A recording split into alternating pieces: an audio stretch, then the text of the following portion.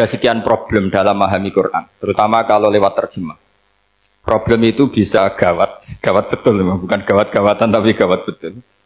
Misalnya ada ayat begini dan terjemahnya pasti begini. Fa'aina ma tuwallu fasamma wajhullah. Kamu menghadap mana saja, di arah manapun, di sana ada ridhonya Allah. Itu kalau hanya pakai terjemah, tentu menjadikan kita sholat bisa menghadap ke timur, ke barat, ke utara dan ke apa? Selatan. Saya cerita sedikit tentang asbabun nuzul. Memang tema sekarang tentang asbabun nuzul. Dulu Rasulullah SAW ketika di Mekah itu sholat menghadap Ka'bah. Tapi setelah pindah di Madinah, di mana Madinah itu ada komunitas Yahudi dan Nasrani, Rasulullah itu menghadap ke Baitul Maqdis. Kira-kira 16 bulan.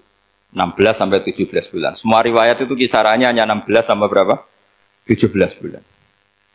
Sehingga orang Yahudi itu bilang begini, Muhammad ini baiklah, meskipun dia membawa agama baru, tapi kiblatnya masih ikut kita, masih baik kan.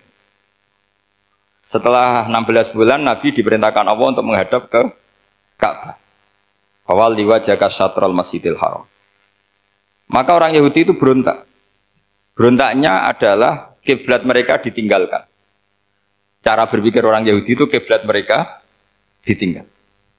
Sehingga mereka bilang mawallahum an qiblatihim allati kanu 'alaiha. Apa yang menjadikan umat Islam berpaling dari kiblat Baitul Maqdis. Kemudian mereka provokatif betul.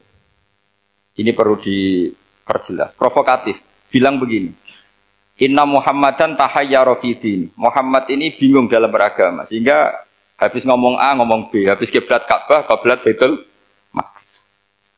Sehingga dalam banyak tarikh disebutkan peristiwa kiblat itu terbanyak melahirkan orang murtad, orang yang keluar dari Islam. Gara-gara provokasi orang Yahudi, Muhammad tahayyara fi dini. Muhammad itu bingung dalam menentukan pilihan apa? Beragama. Kemudian walhasil singkat cerita akhirnya Nabi itu madhep Ka'bah. Apa yang terjadi mukjizat itu adalah bahwa agama ini agama yang mewakili semua agama sebelumnya yang masih orisinil.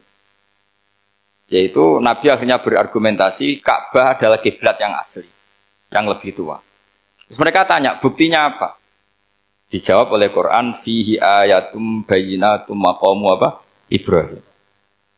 Ka'bah bukti tertua adalah di situ ada makam Ibrahim. Makam itu jejak kaki. Ya kalau bahasa Indonesia makam itu kuburan. Kalau dalam bahasa Arab maqam itu jejak apa?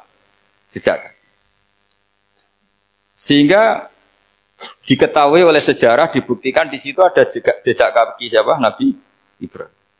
Sementara nisbatnya Baitul Maqdis itu adalah kepada Nabi Musa dan Nabi Harun. Yang ini adalah turunan dari Nabi siapa?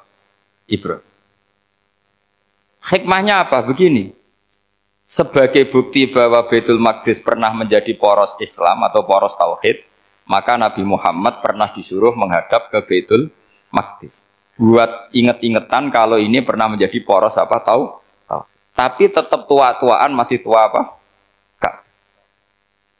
Nah, kenapa tua Ka'bah tadi? Karena Ibrahim adalah Abul Anbiya, bapak dari para. Dan di situ ada jejak kakinya. Fihi ayatum bayyinatum maqam.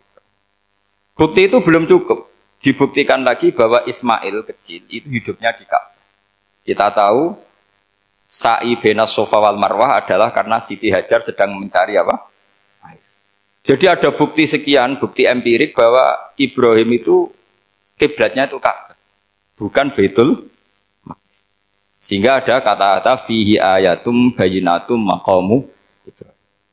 Nah, tanpa ngerti asbabun nuzul, kamu akan mengartikan fa'aina ma tuwallu fasamma wajhuhu itu salah, karena di situ kamu menghadap mana saja, maka di situ ada ridhonya. Maka para ulama memberi catatan, maksudnya begini, kamu menghadap kemana saja, asal itu yang diperintahkan Allah, maka di situ ada ridhonya. Harus seperti itu maknanya, disesuaikan dengan konteks asbabin nuzul. Tanpa seperti itu tidak bisa. Dan masih banyak lagi kepentingan tentang asbabin nuzul. Jadi problem sekarang adalah banyak mufassir yang hanya mengartikan dari terjemah.